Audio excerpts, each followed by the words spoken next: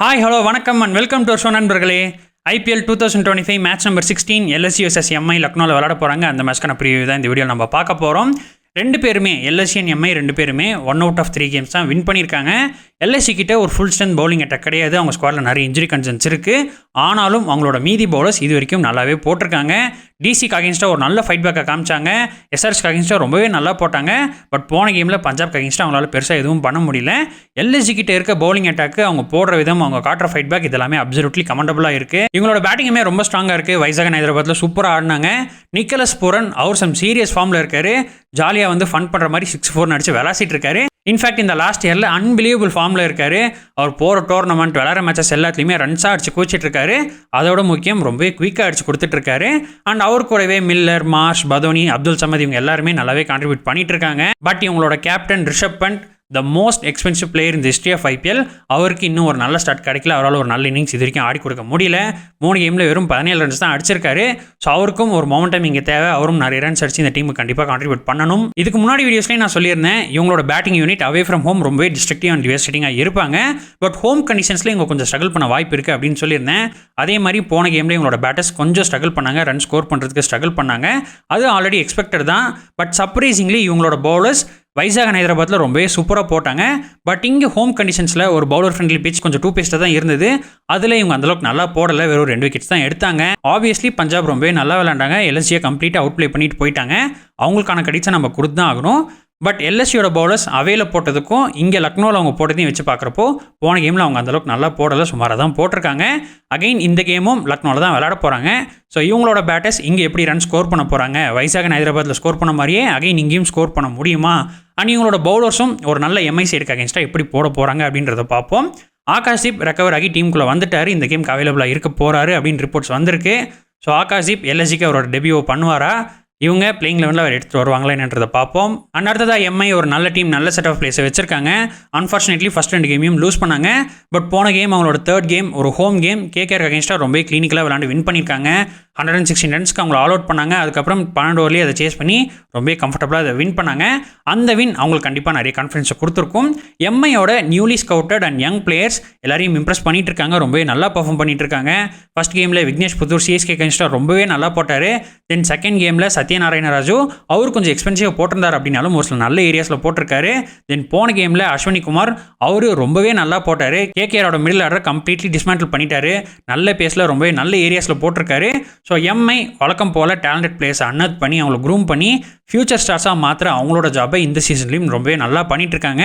அதுக்கு நாம் அவங்களுக்கு நிறையவே அப்ரிஷியேஷன்ஸ் கொடுத்தாகணும். தென் மற்ற பவுலர்ஸும் இது வரைக்கும் நல்லாவே போட்டிருக்காங்க. பவர் பிளே டெத் ஓவர்ஸ் எல்லாத்தையும் நல்லாவே போட்டிருக்காங்க. அவங்களோட ஸ்பின்னர்ஸும் ஓரளவுக்கு டீசெண்டாகவே போட்டு கொடுத்துட்டே இருக்காங்க. மும்பைக்கு ஃபர்ஸ்ட் 2 கேம்ஸில் அவங்களோட பேட்டிங் கொஞ்சம் ஸ்ட்ரகிள் பண்ணிட்டு இருந்தாங்க. பட் போன கேம்ஸில் அதை கொஞ்சம் கரெக்ட் பண்ணியிருக்காங்க. ரொம்பவே கன்வின்சிங்காக வின் பண்ணாங்க. ரோஹித்தோட ஃபார்ம் தான் இவங்களுக்கு கொஞ்சம் கன்சர்னிங்காக இருக்குது. இது வரைக்கும் அவரால் ஒரு நல்ல நாக் ஆட முடியல. பவர் பிளேயில் ரொம்ப இயர்லியாகவே அவுட் ஆகிட்டு போயிருக்காரு. பட் நம்ம எல்லாருக்கும் நல்லாவே தெரியும், அவருக்கு ஒன்ஸ் ஒரு நல்ல ஸ்டார்ட் கிடச்சிருச்சு அப்படின்னா அதுக்கப்புறம் அவர் அன்ஸ்டாப்பபிளாக இருப்பார். So it's just a matter of a game. அவர் ஒரு நல்ல நாக் ஆடிட்டார், கொஞ்சம் மவுண்டம் கிடச்சிருச்சு, அவரோட ரிதம்குள்ள அவர் வந்துட்டார் அப்படின்னா அதுக்கப்புறம் நிறைய ரன்ஸ் கான்ட்ரிபியூட் பண்ணி கொடுப்பாரு, நிறைய மேட்ச் வினிங் நாக்ஸும் ஆடி கொடுப்பாரு.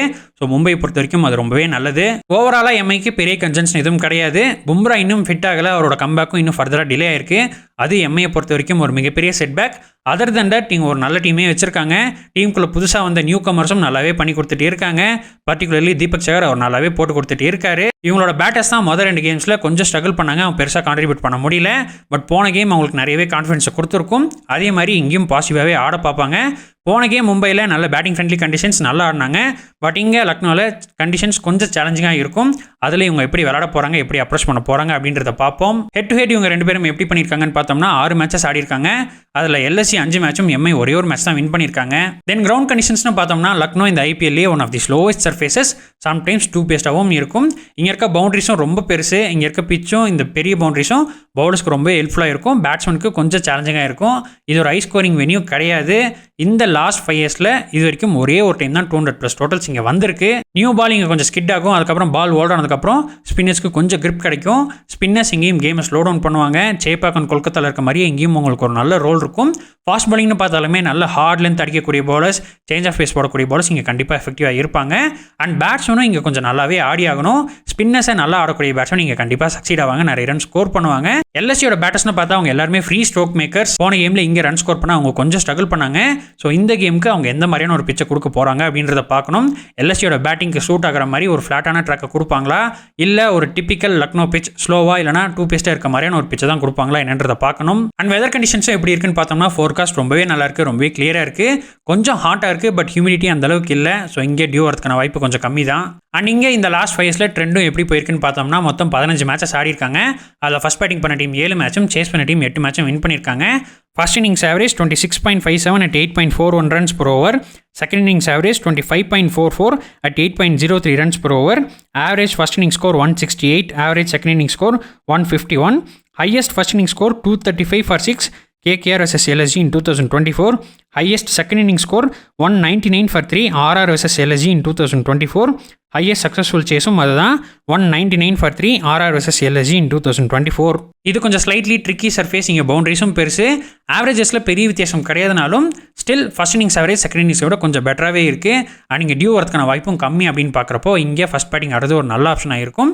இங்கே இந்த 15 மேட்சஸில் ஒரே ஒரு டைம் தான் 180+ ஸ்கோரை சக்ஸஸ்ஃபுல்லாக சேஸ் பண்ணியிருக்காங்க. அண்ட் அதுதான் இங்கே ஐஎஸ் சக்ஸஸ்ஃபுல் சேஸும் கூட. ஸோ இங்கே ஃபர்ஸ்ட் பேட்டிங் பண்ணுறாங்க அப்படின்னா ஒரு 180+ அடிச்சிட்டாங்க அப்படின்னா அதை இங்கே தாராளமாக டிஃபெண்ட் பண்ண முடியும். அதே ஃபஸ்ட்டு பவுலிங் போடுறாங்க அப்படின்னா ஒரு 150 to 160 ஆப்போனண்ட்டை ரெஸ்ட்ரிக்ட் பண்ணிட்டாங்க அப்படின்னா அதையுமே இங்கே தாராளமாக சேஸ் பண்ண முடியும். அண்ட் இங்கே பவுலர்ஸும் எப்படி பர்ஃபார்ம் பண்ணியிருக்காங்கன்னு பார்த்தோம்னா ஃபாஸ்ட் பவுலர்ஸ் 109 விக்கெட்ஸ், 26.90 ஆவரேஜ், 8.83 எக்கனாமியில் போட்டிருக்காங்க. ஸ்பின்னர்ஸ் 65 விக்கெட்ஸ், 27.66 ஆவரேஜ், 7.18 எக்கனாமியில் போட்டிருக்காங்க. இங்கே ஃபாஸ்ட் பவுலர்ஸ் நிறைய விக்கெட்ஸ் எடுத்திருக்காங்க, ஸ்பின்னர்ஸ் எக்கனாமிக்கலாக போட்டிருக்காங்க. பட் 2 பேருமே 27 ரனுக்கு ஒரு விக்கெட் எடுக்கிறாங்க. இங்கே மற்ற கிரவுண்ட்ஸ் மாதிரி ரன்ஸ் அவ்வளோ சீக்கிரம் வராது. இது ஒரு பவுலர் ஃப்ரெண்ட்லி வென்யூ. ஸோ எந்த டீமோட பவுலர்ஸ் ரொம்பவே நல்லா போடுறாங்களோ அவங்க தான் கண்டிப்பாக இந்த கேமை வின் பண்ணுவாங்க. தென் பிளேயிங் லெவல்னு பார்த்தோம்னா இந்த 2 டீமுக்கும் பெருசாக இந்த சேஞ்சஸும் இருக்காது. மோஸ்ட்லி அதே காம்பினேஷனோட தான் போவாங்க. எல்எஸ்சிக்கு ஓப்பனிங்கில் மார்க்ரம், மிச்சல் மார்ஷ், அதுக்கப்புறம் பூரன் பண்ட், ஆயுஷ் பதோனி, மில்லர், அப்துல் சமாத், ஷர்துல் தாக்கூர், ரவி பிஷ்னாய், திக்வேஷ் ராத்தி, ஆவேஷ் கான், அதுக்கப்புறம் இம்பாக்ட் பிளேயராக இவங்க மணிமாறன் சித்தார்த் ஆடுவாங்க. ஆகாஷ்தீப் ஃபிட் ஆகி டீமுக்குள்ளே வந்துட்டாரு. ஸோ அவர் 11ஸ்குள்ளே வரதுக்கு வாய்ப்பு இருக்கான்னு பார்த்தோம்னா இங்கே பிச்சு கொஞ்சம் ஸ்லோவாக தான் இருக்கும். அண்ட் இந்த 3 ஸ்பின்னர்ஸும் இது வரைக்கும் நல்லாவே போட்டிருக்காங்க அப்படின்னு பார்க்குறப்போ அவங்க 3 பேரை அப்படியே கண்டினியூ பண்ண தான் பார்ப்பாங்க. ஸோ ஆகாஷ்தீப் டீமுக்குள்ளே வரதுக்கான வாய்ப்பு கொஞ்சம் கம்மி. தென் எம்ஐயோட காம்பினேஷனில் ஓப்பனிங்கில் ரோஹித் அண்ட் ரிக்கல்டன், நம்பர் 3ல் வில்ஜாக்ஸையும் இவங்க கண்டினியூ பண்ணலாம். அவர் ஆஃப் ஸ்பின்னும் போடுவார். இல்லை எனக்கு இன்னும் கொஞ்சம் அட்டாக்கிங் ஸ்பின் ஆப்ஷன் வேணும் அப்படின்னு நினச்சாங்கன்னா அப்போ இவங்க முஜிபுர் ரஹ்மானை கொண்டு வரலாம். பட் என்ன கேட்டால் நான் வில்ஜாக்ஸ் வரையே போகலான்னு தான் சொல்லுவேன். பேட்டிங் அண்ட் பவுலிங்கில் இன்னுமே கொஞ்சம் டெப்த் அண்ட் ஃப்ளெக்சிபிலிட்டிஸ் கிடைக்கும். தென் அதுக்கப்புறம் Tilak Varma, Suryakumar Yadav, Hardik Pandya, Naman Dhir, Mitchell Santner, Deepak Chahar, Trent Boult, அப்புறம் Ashwani Kumar and Vignesh Puthur impact player. And அடுத்ததாக இந்த கண்டிஷன்ஸில் யாருக்கு எட்ஜ் அண்ட் அட்வான்டேஜ் இருக்குது அப்படின்னு பார்த்தோம்னா பேட்டிங் வைஸ் 2 டீமுமே ரொம்பவே நல்லா இருக்காங்க, ரொம்பவே ஸ்ட்ராங்காக இருக்காங்க. பூரன் எக்ஸலண்ட் ஃபார்மில் இருக்கார். மற்ற எல்எஸ்சி பேட்டர்ஸும் ஓரளவுக்கு நல்லாவே ஆடி கொடுத்துட்டு இருக்காங்க. போன கேமில் கொஞ்சம் ஸ்ட்ரகிள் பண்ணாங்க. அண்ட் எம்ஐயோட பேட்டர்ஸ் எர்லியர் கேம்ஸில் ஸ்ட்ரகிள் பண்ணாங்க. பட் போன கேமில் தேவர் ஓகே. எல்எஸ்சியோட பேட்டர்ஸ் எல்லாமே ஃப்ரீ ஸ்ட்ரோக் மேக்கர்ஸ். பிச்சு கொஞ்சம் பேட்டிங் ஃப்ரெண்ட்லியாக இருந்துச்சுன்னா கூட அவங்க ரொம்பவே டேஞ்சரஸாக இருப்பாங்க. அண்ட் எம்ஐன்னு பார்த்தாலுமே அவங்க பிச்சு ஃப்ளாட்டாக இருந்தாலும் டேஞ்சரஸாக இருப்பாங்க. பிச்சு கொஞ்சம் ஸ்லோவாக இருக்குனாலும் அவங்களால நல்லா ஆட முடியும். எல்லாருமே ஸ்பின்னை கொஞ்சம் நல்லாவே ஆடுவாங்க. அப்படின்னு பார்க்குறப்போ இங்கே எம்ஐக்கு ஒரு ஸ்லைட் எட்ஜ் இருக்குது. தென் ஃபாஸ்ட் பவுலிங்கில் எம்ஐ ஒரு நல்ல அட்டாக் வச்சிருக்காங்க. அஸ்வினி குமாரோட லென்த்தும் அவர் போகிற ஏரியாஸும் இங்கே கண்டிப்பாக எஃபெக்டிவாக இருக்கும். தென் நியூ பாலில் பவர் பிளேலையும் எம்ஐயோட பவுலர்ஸ் நல்லாவே போட்டுட்ருக்காங்க. கண்டிப்பாக அவங்களால டேமேஜஸ் கிரியேட் பண்ண முடியும். அண்ட் ஹர்திக் பாண்டியாவும் போன 2 மேட்ச்லையும் நல்லாவே போட்டிருக்காரு. அப்படின்னு பார்க்குறப்போ டெஃபினட்டாக எம்ஐக்கு தான் இங்கே அகைன் ஒரு எட்ஜ் இருக்குது. எல்எஸ்சிக்கு ஷர்துல் தக்கூரும் நல்லா தான் போட்டு கொடுத்துட்டே இருக்காரு. பட் ஸ்டில் எம்ஐயோட ஃபாஸ்ட் பவுலிங் அட்டாக் நல்லாவே இருக்குது. தென் ஸ்பின்னர்ஸ்னு பார்த்தோம்னா 2 டீமுமே ஆல்மோஸ்ட் ஈக்குவலாக தான் இருக்காங்க.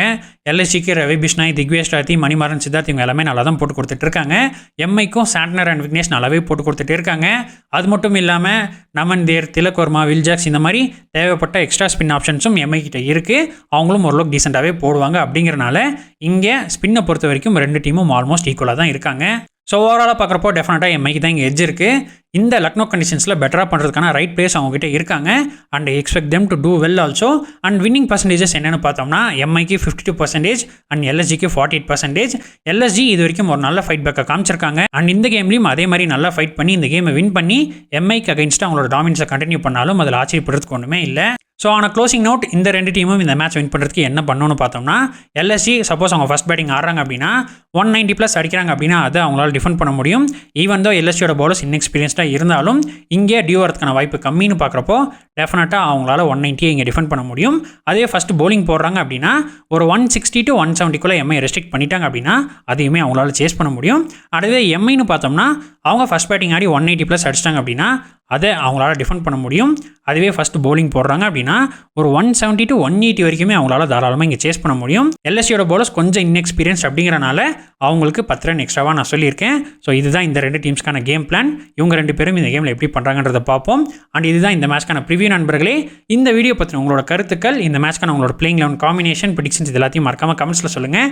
மீண்டும் அடுத்த வீடியோவில் சந்திப்போம். அதுவரை நான் உங்கள் KK, இது உங்கள் கிரிக்கெட் குமார்.